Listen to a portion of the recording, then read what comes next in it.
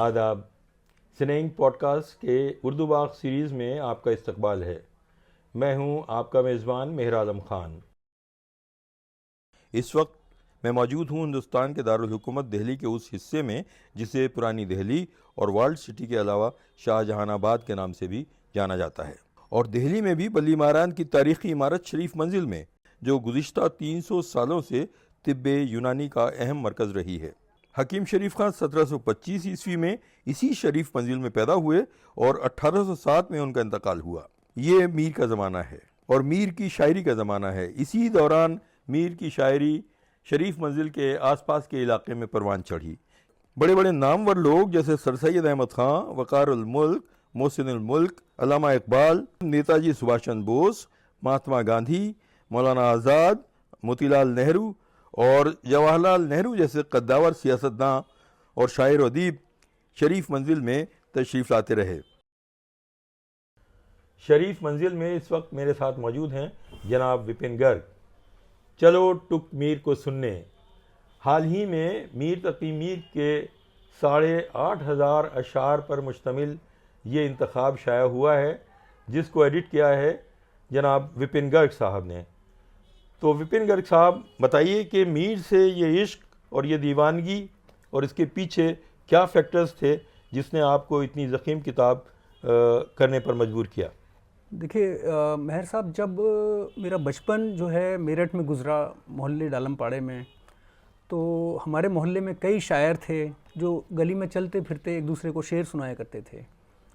तो बात की गहराई तो उन दिनों मेरे समझ में नहीं आती थी, लेकिन शेर कहीं ना कहीं, उनके जब बातें होती थी, शेर कहते थे एक दूसरे से, तो वो दिल में कहीं ना कहीं समा जाते थे। तो क्या वो मीर के शेर कहते थे? नहीं नहीं, मैं शायरी की बात कर रहा हूँ अभी शुरू में। तो फिर धीरे धीरे म्यूज़िक के रूप में वो आने शुरू हुए शेर।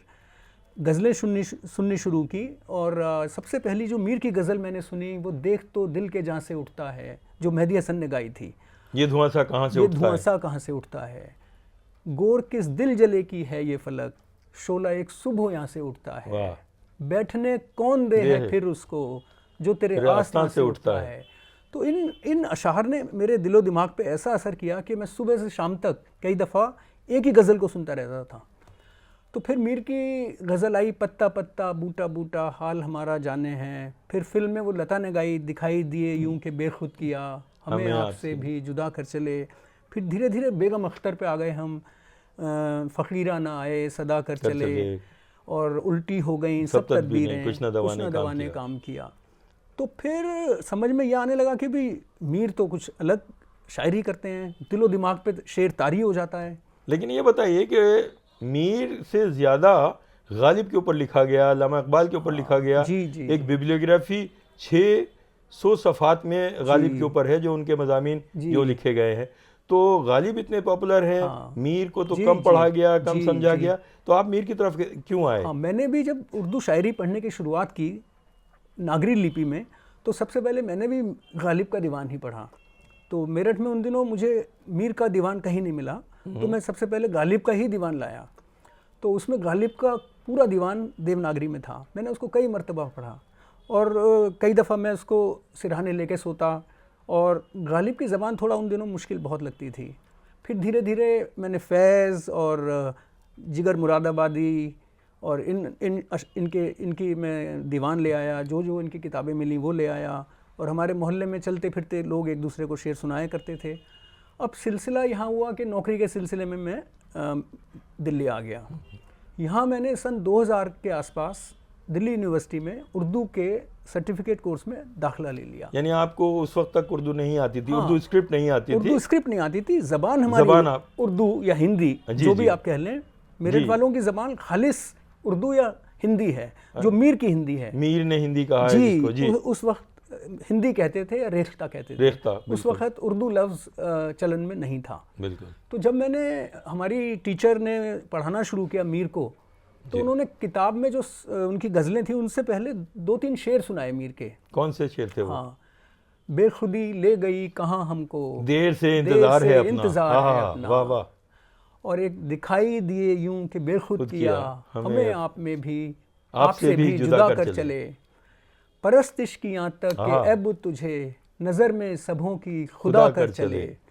तो इन शेरों ने मेरे पे ऐसा असर किया कि फिर सबक तो दूर हो गया। मेरे एक दोस्त के पास सरदार जाफरी का दीवाने मीर था, जिसमें एक तरफ उर्दू और एक तरफ हिंदी, इस तरह से वो दीवान था। वो सन 60-61 में इंतखाब था, इंतखाब, हाँ, 1500 शेर उसमें तकरीबन थे। जी जी। और वो 1960 में छपा था, 1960-61 में बम्बई से। अच्छा। तो वो मैं ले आया। अब मैंने मीर को अपने क्लासेस के साथ साथ पढ़ना शुरू किया। अब ऐसी दीवानगी हुई मीर की कि मैंने उस इंतखाब को 10 मरतबा पढ़ा, सरदार जाफरी वाले। और इसको पढ़ते पढ़ते फिर मैं मौलवी अब्दुल हक का एक इंतखाब जो उर्दू में था, क्योंकि फिर सर्टिफिकेट करते करते उर्दू आ गई, तो मैं फिर मीर का वो मौलवी अब्दुल हक वाला इंतखाब ले आया। उसका दिबाचार, उसकी जो अशार थे मीर के गज़लों के, वो भी 1000-1200 के करीब थे उनके इंतखाब में, वो पढ़े। तो मुझे ये लगने लगा कि भाई ये तो अलग शायरी करता है।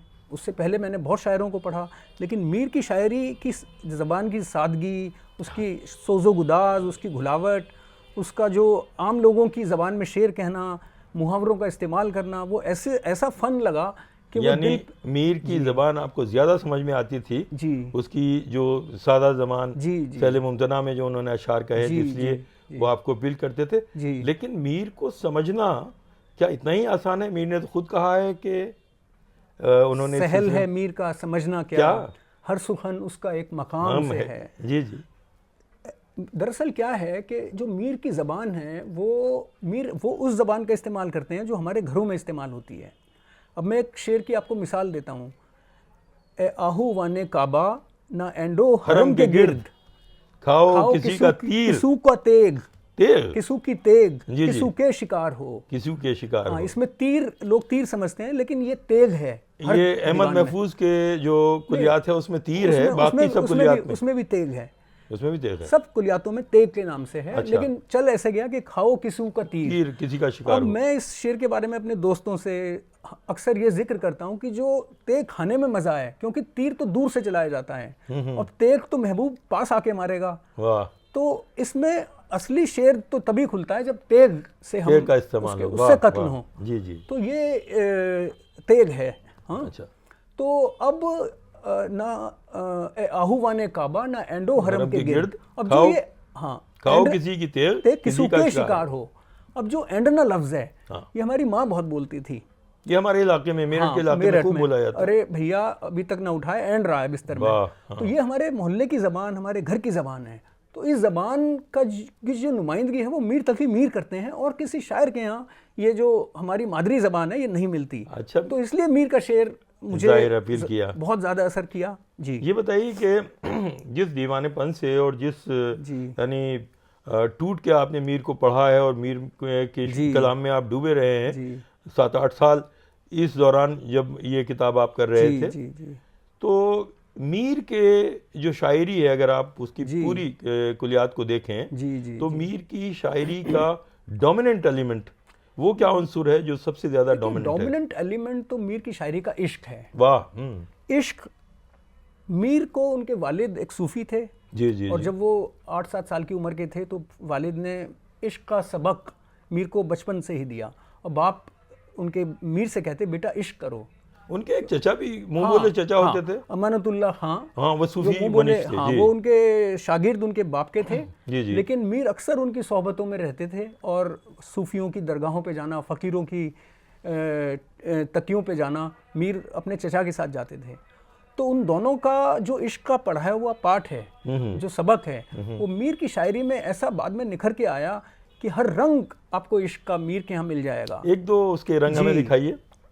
इश्क एक मीर भारी पत्थर है, कब ये तुझ नात वहां से उठता है, उम्र भर हम रहे शराबी से, दिले पुरखों की एक गुलाबी से, और आग थे इब्तिदाए इश्क में हम, अब जो है खाक सो इंतहा है ये।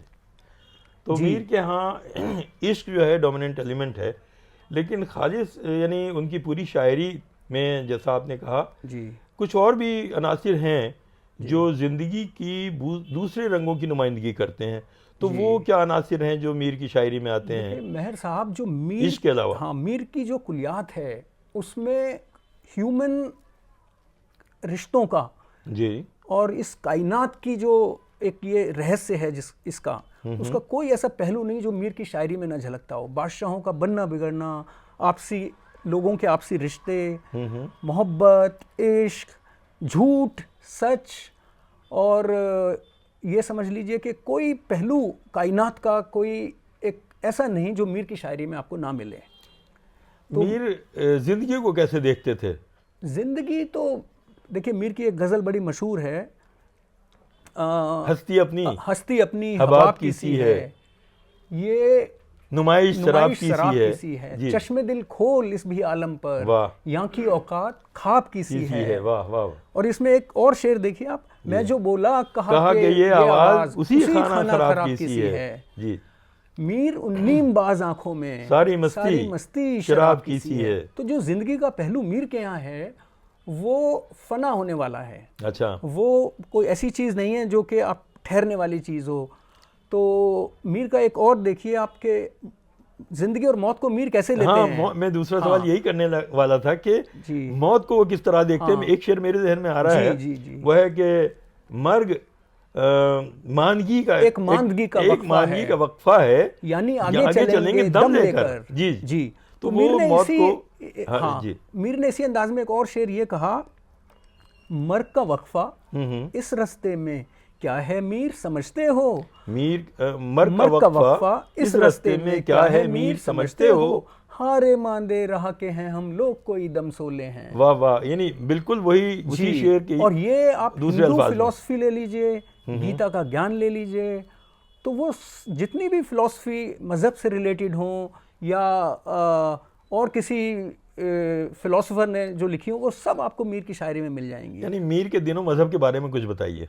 हाँ, तो मीर का जो दीन है वो मैंने बताया, इश्क, मोहब्बत। तो मीर ने तो एक बड़ा मशहूर शेर कहा, मीर के दीनों मजहब को अब पूछते क्या हो, उनने तो कशका खींचा दैर में बैठा, कब का तर्क इस्लाम किया। और मजहब के हवाले से मीर के बहुत ऐसे अशार आम हैं जो लोगों की ज़बान पे चढ़े हुए हैं। यानी कोई अकीदे उनके यहाँ कोई ख़ास अकीदा नहीं था। हाँ। और वो मजहब को जिंदगी का एक तरीका, इश्क अकीदा रहा। इश्क उनका अकीदा हमारा था। खास मशरब इश्क, जिसमें पैगंबर दिल है, किबला दिल, खुदा दिल। वाह वाह वाह। तो इश्क मीर का अकीदा रहा। यानी उन्होंने इश्क की 1.5 ईंट की मस्जिद अपनी खुद तामीर की थी। शिरकत शेखो ब्राह्मण से मीर, काबे और दैर से भी जाइएगा। वाह। अपनी 1.5 ईंट की जुदी मस्जिद वाह, किसी वीराने में बनाइएगा। तो मीर ने ये कहा।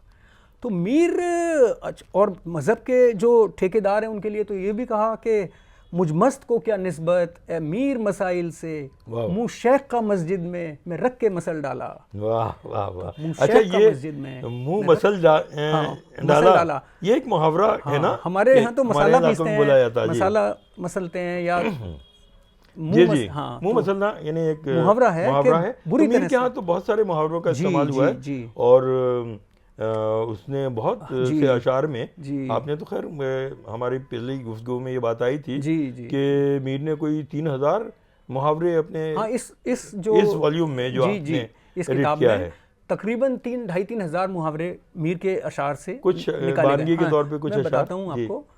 हैरत में इससे पहले मैं आपको ये बताऊं तो एक किस्सा जो आबे हयात में मोहम्मद हुसैन आज़ाद ने नकल किया है। जी। जब मीर हिजरत करके 1782 में 60 साल की उम्र में तकरीबन लखनऊ चले गए, तो लखनऊ जो नवाब आसिफुद्दौला थे उनका वजीफा उनको वहाँ पे मिल रहा था। सही। तो मीर वहाँ पे रहते थे उन दिनों लखनऊ में। जी। तो चंद जो शुरफा थे लखनऊ के, उन्होंने सोचा कि चलो मीर साहब से मिलते हैं और उनके कुछ अशार सुनते हैं। तो उन्होंने मीर साहब के यहाँ जाके कुंडी खड़खड़ाई। अच्छा। तो लौंडी अंदर से आई, उसने दरवाज़ा खोला, बैठक में बैठाया, पूछा कि भाई किस लिए आए हैं जनाब। तो उन्होंने कहा मीर साहब से मिलना चाहते हैं और कुछ उनके शेर सुनना चाहते हैं। थोड़ी देर बाद मीर साहब अंदर से तशरीफ़ लाए। अच्छा। और उनसे पूछा बताइए हुजूर कैसे आना हुआ। तो उन्होंने कहा हुजूर आपका कलाम सुनने आए हैं। तो मीर साहब ने कहा मेरा कलाम आपकी समझ में नहीं आने का।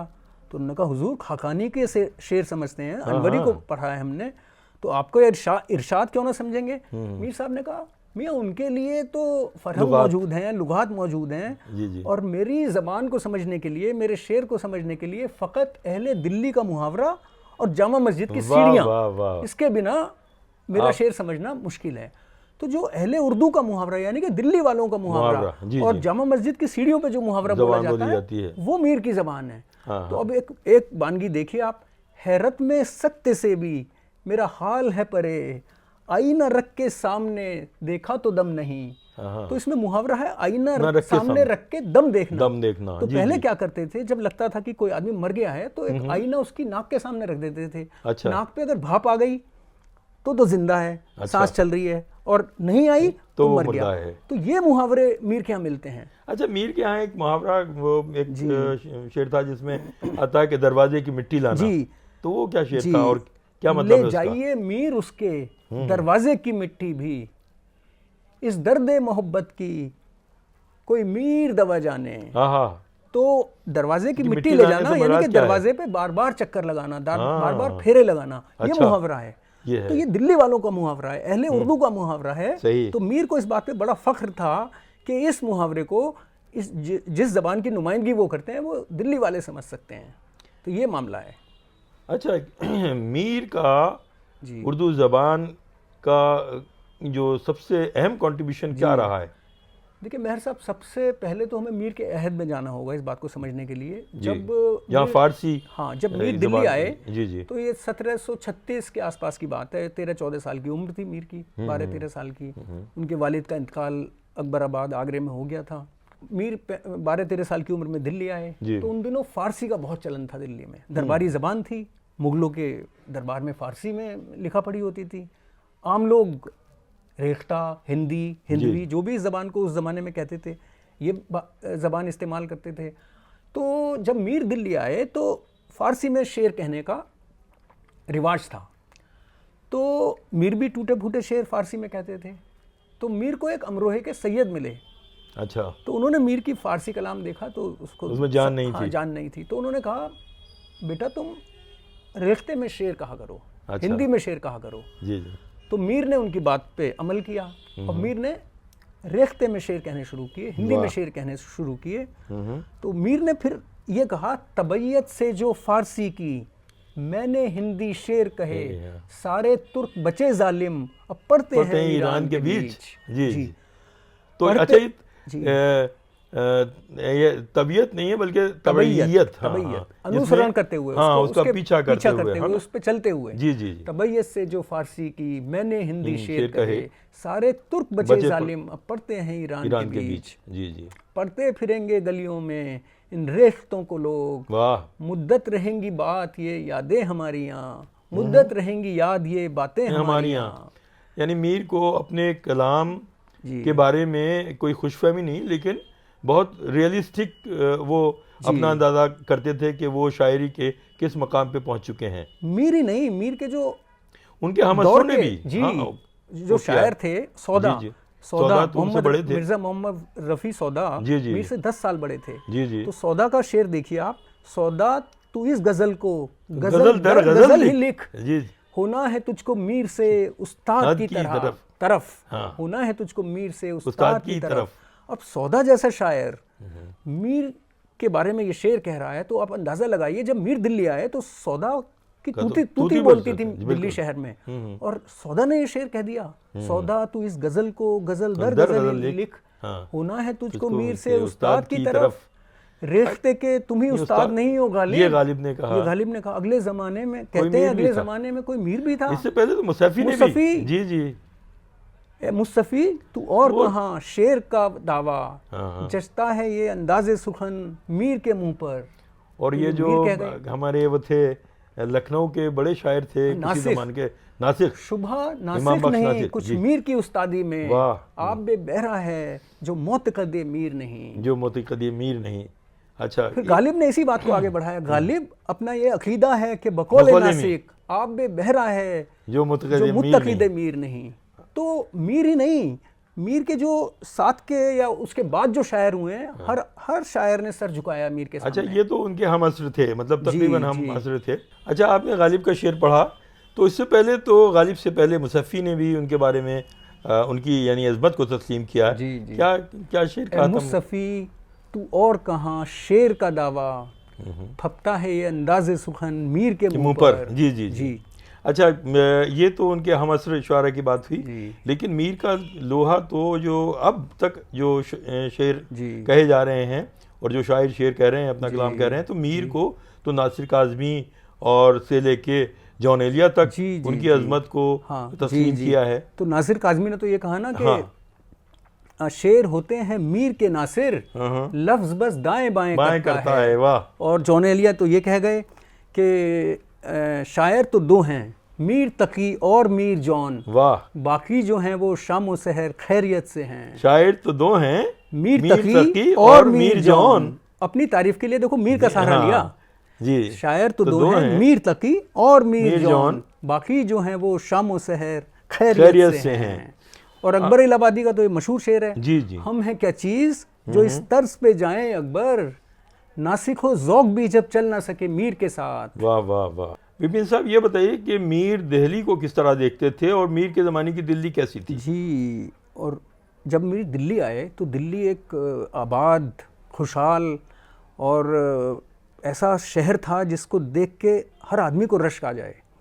मीर ने दिल्ली के बारे में कहा, दिल्ली के न थे कूचे और राके मुसव्वर थे, जी। जो शक्ल नजर आई तस्वीर नजर आई, वाह। जो शक्ल नजर आई तस्वीर नजर आई, हफ्त इकलीम हर गली है कहीं, हफ्त इकलीम हर गली है कहीं, दिल्ली से भी दयार होते हैं। हाँ, दिल्ली से भी दयार होते हैं। ऐसा खूबसूरत शहर था, यानी उस वक्त का मंजर है जी। दिल्ली का। और जब नादिर शाही हमलों से दिल्ली तबाह बर्बाद हो गई अहमद शाह अब्दाली से, तो फिर ये कहा मीर ने कि दिल्ली में अब के आके उन यारों को न देखा, कुछ वे गए शिताबी, कुछ हम भी दे आए, अब खराबा हुआ जहानाबाद, वरना हर कने यहाँ एक घर था। वाह वाह वाह। अब जहानाबाद कहा है उन्होंने, जहानाबाद जी, शाहजहानाबाद। हाँ था। अब खराबा हुआ जहानाबाद, वरना हर कने यहाँ एक घर था। दिल्ली में आज भीख भी मिलती नहीं उन्हें, था कल तलक दिमाग जिन्हें ताजो तख्त का। वाह जी। मीर की अजमत की बात हो गई, मीर की ज़बान की बात हो गई, तो विपिन साहब अब ये बताइए कि मीर ने जो अपना कलाम कहा है, जो गज़लें कही हैं, तो कितने अशार कहे होंगे मीर ने कुल? देखिए मेहर साहब, मीर की जो गज़लों के अशार तो 14-15 हज़ार के बीच में हैं, लेकिन उन्होंने मसनवियाँ भी कहीं बहुत सारी। मसनवियों में भी गज़लें हैं, शिकारनामों में भी गज़लें हैं। जी जी। तो गज़लों के 14-15 हज़ार के बीच में हैं। और जो उनका कलाम है, जिसमें मसनवियाँ, रुबाइयाँ, वासोख्त और शिकारनामे, कसीदे, मरसिए, यानी सुखन की हर फॉर्म उन्होंने इस्तेमाल की है। हाँ, तो उसमें 15 हज़ार वो समझ लीजिए, तो 30,000 के लगभग। जी, कुलियात में 30,000 शेर हैं। अच्छा, ये फरमाएं कि उनकी फेवरेट बहर कौन सी थी? क्योंकि मैं रूस का तालिब इल्म हूँ। जो आबे हयात में मोहम्मद हुसैन आज़ाद ने ये लिखा कि बहर खफीफ, जी जी, जब वो शेर कहते हैं तो फ़कत आबे हयात बहाते हैं, अमृत बहाते हैं। हाँ। अब जो मशहूर गज़लें हैं मीर की, देख तो दिल के जान से उठता है, ये धुआंसा कहाँ से, उम्र भर हम रहे शराबी से, दिले पुरखू की एक गुलाबी से, एक वही जो अभी आपने पढ़ा था, हस्ती अपनी हवा की सी है, ये नुमाइश शराब की सी है। ये खफीफ में है और बहुत उम्दा बहर का ये आंग है खफीफ का जी। लेकिन मैंने कुछ पढ़ा उनके बारे में, कुछ मीर के ऊपर एक साहब तहकीक कर रहे हैं अलीगढ़ में, उन्होंने बहुत किया मीर के अरूज के ऊपर। मीर ने अपनी बहर चलाई, मीर के नाम बहरे मीर पे भी हम आते हैं, पत्ता पत्ता बूटा बूटा हाल हमारा जाने, वो बहरे मीर भी दरअसल बहरे मुतकारिब का एक आहंग है जो उनकी याद है। जाने न जाने गुल ही न जाने, बाग तो सारा जाने है। लेकिन मीर ने सबसे ज्यादा जो शेर कहे हैं, खफीफ नहीं, उन्होंने सबसे ज्यादा शेर कहे हैं बहरे मज़ारे में। अच्छा, बहरे मज़ारे में। जी, और जी। मैं आपको याद दिलाऊं कि उनके पहले दीवान का पहली गजल का पहला शेर पढ़िए आप। अच्छा, था मुस्तार हुस्न से जी, जी। उसके जो नूर था, हाँ, खुर्शीद में भी उसी का जर्रा ज़हूर था। ये देखिए, ये मज़ारे का जी, वो है। और मज़ारे में सबसे और ये गजल मेरी पसंदीदा गजलों में है। और इसके अलावा जो आपको तुम है पहुंचा खुदा के तईं, मालूम अब हुआ कि बहुत मैं ही दूर था, मुन्निम के पास काकुमो संजाब था तो क्या, उस रिंद की भी रात गुजर गई जो ऊर था, हम खाक में मिले तो मिले लेकिन ऐसे पर उस शोख को भी राह पे लाना ज़रूर था। बहरे मज़ारा। अब इसका कता देखिए, इस गज़ल का क्या शेर हैं, इसमें क्या बयान है मीर का। जी जी, यही था। कल पाँव एक कासाए सर पर जो आ गया, कल पाँव एक कासाए सर पर जो आ गया, यकसर वो उस्तुखान शिकस्तों से चूर था। वाह वाह वाह। कहने लगा कि देख के चल रहा बेखबर, मैं भी कभू किसू का सरे पुर गुरूर था। और मक्ता ये है, था वो तो रश के हूरे बहिश्ती हमी में मीर, वाह वाह। समझे ना हम तो फहम का हमारी अपने कसूर था, अपने कसूर था। वाह वाह वाह। समझे ना हम तो फहम का अपने कसूर था। विपिन साहब, ये गज़ल जो है बहरे मज़ारे, जी जी, और बहरे मज़ारे का वज़न जो था, यानी जो आहंग इसमें इस्तेमाल हुआ है वो है कि मफ़ूल फ़ाइलातु मफ़ाइलु फ़ाइलुन, इस वज़न पे ये पूरी गज़ल थी। इसके बाद मज़ारे के बाद जो उन्होंने सबसे ज़्यादा शेर कहे हैं वो बहरे रमल का वो वज़न है, फ़ाइलातुन फ़ैलातुन फ़ैलातुन फ़ैलुन। जी जी जी। तो वो चलिए ये तो बहर की बात रमल, उसके बाद में खफीफ का नंबर आता है। जी जी जी। और एक स्टैटिस्टिक्स ये भी मैंने उसके बारे में छानबीन की जी कि इन 3 बहरों में मीर का 75% कलाम जो है इन 3 बहरों में, मुझे लगता है 40% तो खफीफ में ही है, वो तो बहुत नहीं उसमें है, मज़ारे में है। चलिए और ये बहरों की बात कभी और कर लेंगे। हाँ, जी जी। आरिफ हसन खां जो इसको अथॉरिटी हैं, ये उनका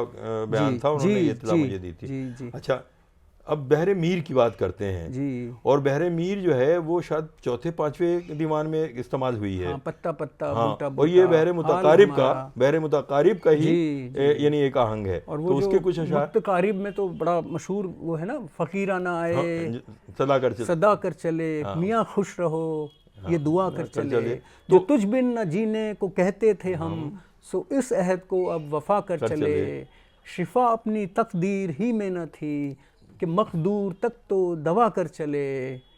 लेकिन जिस बहर की हम बात कर रहे हैं, पत्ता पत्ता बूटा बूटा, वो गज़ल जो है वो बहरे मीर, और बहरे मीर दरअसल बहरे मुतकारिब का एक आहंग है ना, जिसमें कुछ जहाबात लग गए और उसके बाद में वो फालून फालून फाला इस वजन पे चलती है। तो ये बातें हुई मीर के कलाम के ताल्लुक से।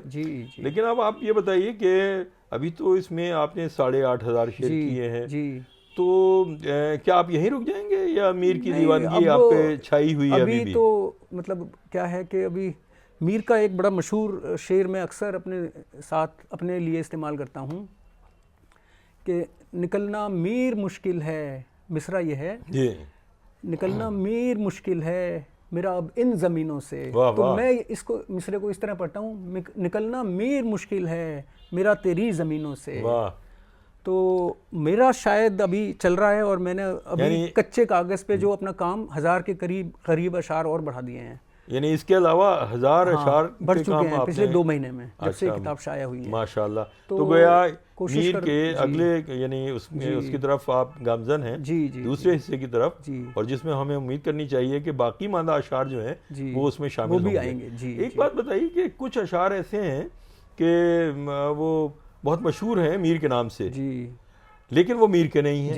एक तो बड़ा मशहूर शेर है कि बज़ में इतना तो मीर ने देखा, फिर उसके बाद चरागों में रोशनी न रही। ये तो लेकिन ये जो है फिक्र का शेर है, अच्छा है ना, एक फिक्र यज़दानी का शेर है। और एक जगह एक मेहदी हसन ने एक बड़ी मशहूर गजल गाई, आके सज्जादा नशी कैस हुआ मेरे बाद, दश्त में बाकी न रही कोई जगह मेरे बाद। ये भी मीर की गज़ल नहीं मीर की गज़ल नहीं है, मीर के नाम से मशहूर है। ऐसे बहुत अशार, ऐसी बहुत सी गज़लें हैं जो तो इसकी क्या वजह कि ये लोगों ने शायद क्योंकि मीर बड़े शायर रहे, मीर के नाम से चला दिया शेर कि इसलिए कि ज़्यादा मकबूल हो जाएगा, तो ये वजह रही होगी शायद। चलिए मज़ा मुका बदलने के लिए मीर का एक और शेर मैं सुनाता हूँ आपको, उस पर आपका तबसरा चाहूँगा। और वो शेर यूँ था कि मीर क्या सादा हैं बीमार हुए जिसके सबब उसी अत्तार के लौंडे से दवा लेते हैं। तो ये लफ्ज लौंडा उसमें इस्तेमाल हुआ, दीवान में लड़का है, अच्छा अत्तार के लड़के से दवा लेते हैं, लेकिन मशहूर वो लौंडे से दवा लेते हैं। अब लोग कहते हैं कि अमृत परस्ती का शेर है, क्योंकि अमृत परस्ती मतलब लड़कों की तारीफ में शेर कहना। उन दिनों रवायत थी, फारसी से हमारे रिश्ते में आई है, जी तो एक रिवाज था या फैशन था। हर शायर ने इसमें उस 18वीं सदी तक बहुत शेर कहे हैं अमृत परस्ती। मीर ने एक शेर कहा था जो जामा मस्जिद की सीढ़ियों पे वो लड़कों को इशारा करते हैं, वो क्या था? अच्छा, लड़के जहानाबाद के यक शहर करते नाज, अच्छा है। लड़के जहानाबाद के यक्षहर करते नाज, आ जाते हैं बगल में इशारा जहां किया। वाह। अब लोग कहते हैं ये अमृत परस्ती का शेर है। मैं इस शेर को ऐसे समझता हूँ कि मीर जैसे जामा मस्जिद की सीढ़ियों पर बैठे हैं और अपना कलाम सुनाना उन्होंने शुरू किया, तो मीर के शेर सुन के लड़के तक जो है, यानी वहाँ बुजुर्ग जवान बच्चे सभी, तो ये शेर मैं इस तरह से लेता हूँ। तो अब शायर ने किस अंदाज से कहा, किस वक्त कहा, अब उसको अमृत परस्ती पे चिपका देना तो मैं मतलब उसको जायज़ नहीं समझता। ये उस ज़माने का अंदाज था, तारीफ में शेर है लड़कों, ये हमारी कल्चर का हिस्सा था, जी यानी इस बिल्कुल। तरह से। और ये विक्टोरियन मोरालिटी के तहत बाद में इसको तर्क कर दिया गया। जैसे जिक्र मीर में उनके लताइफ खत्म कर दिए गए, तो इस तरह के अशार भी निकाल दिए गए। अच्छा, तो मैं एक तो बात ये हुई कि अमृत परस्ती वाली बात नहीं थी, बल्कि वहाँ माशूक का जो तस्वुर था उसका कोई जेंडर नहीं होता था। तो सारे शेर जितने भी कहे गए हैं उसको मर्द के। माशूक का जहाँ तक देखिए आपने सवाल किया, तो जब वली का दीवान दिल्ली आया 1718-20 के आसपास, और धूम मच गई पूरी दिल्ली में, तो मीर ने एक शेर वली के लिए कहा कि खूगर नहीं कुछ ऐसे, खूगर नहीं हैं यूं ही हम रेख्ता कहने के, खूगर नहीं हम यूं ही कुछ रेख्ता कहने के, माशूक जो अपना था बाशिंदा दक्कन का था। तो ये वली के लिए कहा, माशूक जो अपना था बाशिंदा दक्कन का था, यानी दक्कन की ज़बान जो थी मुख्तलिफ थी, और उसको हमने रेख्ते में कन्वर्ट किया। माशूक का यानी मतलब वो क्या फेवरेट, जी, यानी हमारा पसंदीदा शायर, पसंदीदा शायर वो हमारा उसका था। तो ये मीर का अंदाज था। वाह। तो मीर ने ज़बान की ग्रामर और ज़बान की वोकैबुलरी में भी इजाफा किया, मुहावरे दिए। अब देखिए कि उस वक्त रेख्ते का मतलब गिरी पड़ी ज़बान, जी ये भी कहा गया। और सरदार जाफरी ने लिखा कि मीर का कमाल था कि जो खड़ी बोली और जो गिरी पड़ी ज़बान को उन्होंने ऐसे मांझ दी अपने अशार में कि वो सनद समझे जाने लगी। एक शेर मुझे उस वक्त, मैं आपको इंटरप्ट कर रहा हूं, सारे आलम पे हूँ मैं छाया हुआ, मौत मुस्तनिब है मेरा फरमाया हुआ। एक शेर मुझे याद आ रहा है, फिरेंगे गलियों में इन रेख्तों को लोग, मुद्दत रहेंगी याद ये बातें हमारी यहाँ। ये तो हम पढ़ चुके हैं शेर। जी। हाँ, तो ये इस तरह के शेर हैं मीर के। उसने उनकी आसान ज़बान और उनके मज़ामीन के ताल्लुक से एक शेर और कहा था कि मत सहल हमें जानो, फिरता है फलक बरसों तब खाक के पर्दे से इंसान निकलते हैं। यहाँ खाक के पर्दे से इंसान निकलने का जो तस्वुर है वो क्या है? दिखने में बड़ा सादा है शेर, और सादगी पे तो मीर ने ये भी कहा ना, कोई सादा ही उसको सादा कहे, हमें तो लगे है वो अय्यार सा। तो मीर को ऊपरी तौर पे जब आप शेर पढ़ते हैं तो बहुत आसान शेर लगता है कि एकदम से सामने का शेर है, लेकिन जब आप पढ़ते हैं उधेड़नी उसकी शुरू करते हैं, उसकी दरियाफ्त होती है। हाँ, तो मीर ने तो ये कहा ना कि तरफे रखे है एक सुखन चार चार मीर, क्या क्या कहा करे हैं ज़बाने कलम से हम। तो हर शेर वही जो मैंने पहले भी आपको शेर पढ़ा, जुल्फ सा पेचदार है हर शेर जी, है सुखन मीर का अजब ढपका। मेरे ख्याल से उस शेर में जिसका जिक्र अभी भी हम कर रहे थे, मत सहल हमें जानो, हाँ, मत सहल हमें जानो में ये जो खाक के पर्दे से इंसान निकलने की बात है, वो यानी इंसान ये नहीं कि साहब वो खाक का पुतला है और खाक से बन गया, बल्कि ये कि इस दुनिया में हम जैसे बाकमाल लोग बड़ी मुश्किल से पैदा होते हैं। यहाँ मेरे ख्याल से इसकी तशरीह यूं ज्यादा हो सकती है। और जो जिन लोगों ने क्रिटिक्स जो मीर के हुए या तबसरा जो जिन्होंने किया, उन्होंने इस शेर के कई मतलब बयान किए हैं। वो तो हर शेर के मेरे ख्याल से अपने तरीके से इंटरप्रिटेशन हो सकती है, तो इसकी कोई मतलब लिमिट नहीं है इसकी जी। चलिए अब हम चलते हैं मीर के कुछ पसंदीदा अशार। मैं मेरे पसंद का कोई शेर पढ़ता हूँ, आप अपनी पसंद का, और फिर उस पर बात करते हैं।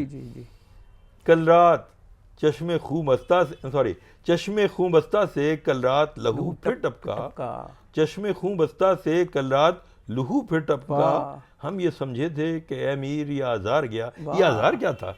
बहुत ये पता नहीं, ये इश्क था, मोहब्बत थी, जुनून था, कुछ नहीं मालूम।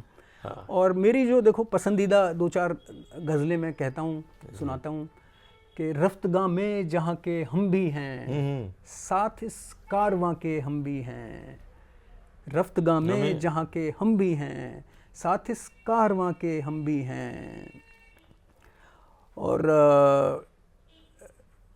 एक वो खूबरू सबकी जान होते हैं, आरज़ुए जहान होते हैं, गोशे दिलदार तक तो जाना ले, इसमें गुल को भी कान होते हैं। दश्त के फूटे मकबरों पे न जा, आहा, रोज़े सब गुलसितान होते हैं। वाह वाह वाह, और इसका कथा बड़ा मशहूर है। जी जी, अता क्या रहा है मुशायरे में अब, क्या रहा है मुशायरे में मुशायरे अब? में अब लोग कुछ जमान होते हैं। आहा, अब कौन कौन लोग जमा होते हैं? मीर ओ मिर्ज़ा रफ़ी ओ ख्वाजा मीर, आहा, कितने ये जवान होते हैं। ये। मीर मिर्ज़ा रफ़ी, मिर्ज़ा मोहम्मद रफ़ी रफ़ी सौदा, सौदा जी। और ख्वाजा मीर दर्द। जी। मीर ओ मिर्ज़ा रफ़ी ओ ख्वाजा मीर, कितने किए जवान होते हैं। और ये जो शेर है आखिरी, जी, मीर ओ जी। मिर्ज़ा रफ़ी, इसका मोहम्मद हुसैन आज़ाद ने अपनी आब हयात में लिखा किस्सा कि मीर से लखनऊ में किसी ने पूछा कि भाई दिल्ली में कितने शायर हैं, तो मुझे लगता है ये शेर शायद उसकी मदद इस उसने शेर ने कहा था करी कि हो। 2.5 शायर हैं जी, शायद। तो उन्होंने कहा कि भाई एक तो ये नाचीज़ हाँ, और एक सौदा हाँ। और आधे में दर्द। तो उसने कहा मियाँ सोज भी तो एक शायर हुए हैं दिल्ली के। अच्छा। तो वज़ीर के लखनऊ के नवाब के उस्ताद हैं। हाँ। तो उसने कहा भाई चल तू कहता है तो 2.5 नहीं तो 2.25 हो गए। हाँ, तो मुझे ये लगता है कि जो मीर का ये शेर है कि मीर हाँ मिर्ज़ा रफ़ी और ख्वाजा मीर, कितने किए जवान होते हैं, इसका सहारा कहीं ना कहीं लिया उन्होंने। यानी मीर भी मिर्ज़ा रफ़ी सौदा और मीर दर्द और इनको वो तस्लीम करते थे कि ये बिल्कुल। शायर हैं। मुशायरा इन लोगों के घर पे होता था। पहले कहते हैं दर्द के तकिए पे मुशायरे होते थे, और फिर जब दिल्ली में नादिर शाह और ये अब्दाली के हमले हुए, तबाह बर्बाद हो गई, तो कुछ दिनों मीर के घर पे भी मुशायरे हुए। आपने अभी मोहम्मद हुसैन आज़ाद के हवाले से ये बात कही थी, जी। मुझे एक बात याद आ रही कि जब वो लखनऊ पहुंचते हैं मीर साहब, जी। और वहाँ पे लोग जो हैं उनको मानिए उनका मजाक उड़ाते हैं और उनको सीरियसली नहीं लेते और उनसे कुछ पूछते हैं। हाँ। तो उन्होंने कुछ शेर कहे थे हाँ, कि वो बड़ा मशहूर है वो, क्या बूदो बाश पूछो हो पूरब के साकिनो, हमको गरीब जान के हंसस पुकार के, दिल्ली जो एक शहर था आलम में इंतखाब, रहते थे मुंतखबी जहाँ रोजगार के, उसको फलक ने लूट के बर्बाद कर दिया, हम रहने वाले हैं उसी उजड़े दयार के। लेकिन ये कुलियात में नहीं है मीर की, यानी ये मुस्तनद मीर का शेर नहीं हो सकता। जी, हम बात कर रहे थे कि एक मुस्तनद शेर नहीं है मीर के कई शेर ऐसे हैं जो मीर के नाम से मशहूर हुए, जैसे फिक्र यज़दानी का वो शेर कहा गया था। मीर के ताल्लुक से जो कंटेम्प्रेरी यानी जो उस ज़माने की ज़िंदगी की तस्वीर उभरती थी, उससे मुताल्लिक कुछ शेर आप अता करें। कि जब मीर दिल्ली आए तो मैंने जैसे बताया आपको, बड़ा खुशहाल और हाँ, बड़ा आबाद शहर था। लेकिन दिल्ली के खराबे यानी जब वो उजड़ा तब भी तो कुछ अब खराबा हुआ जहानाबाद, वरना हर एक कने यहाँ एक घर था। विपिन साहब, आपके इस काम के ताल्लुक से जो एक ख़ास बात मैंने नोट की और दूसरे लोगों ने भी नोट की है, वो ये है कि अब से पहले उर्दू में भी जो इंतखाबात शाये हुए या कुलियात शाये हुई, तो उसमें मीर के अशार तो सारे जमा हैं, लगभग 15,000 शेर उन्होंने कुलियात में 6 दीवान और सारे अशार उसमें हैं। या मसनवियों पे भी एक किताब अभी आई मगरबी बंगाल से, तो उसमें मसनवियात हैं। लेकिन जो ख़ास बात आपकी किताब की हम देखते हैं वो ये है कि मीर के अशार के ताल्लुक से जो फरहंग आपने यानी फुट नोट्स में दी है, वो वैसी हमने उर्दू में भी कहीं मैंने नहीं देखी। हाँ, तो जब ये किताब पे काम शुरू किया तो मैंने, जैसे इसके दिबाचे में भी लिखा, इसके भूमिका में लिखा है कि अपने दोस्तों को मैं व्हाट्सएप पे भेजता था। अब मेरे दोस्त तो हिंदी पढ़े लिखे हैं, उर्दू से उनका इतनी वाबस्तगी नहीं है जी, तो उनके लिए मैं उसके मतलब जो मुश्किल लफ्ज़ों के थे वो नीचे लिख के भेजता था फुटनोट में। तो इस तरह मैंने इंट्रोडक्शन में लिखा है कि वो 500-400 गज़लें हो गई 2-3 साल के अरसे में। तो तब मेरे दिमाग में ख्याल आया कि भाई इसको एक किताब की भी शक्ल दी जा सकती है।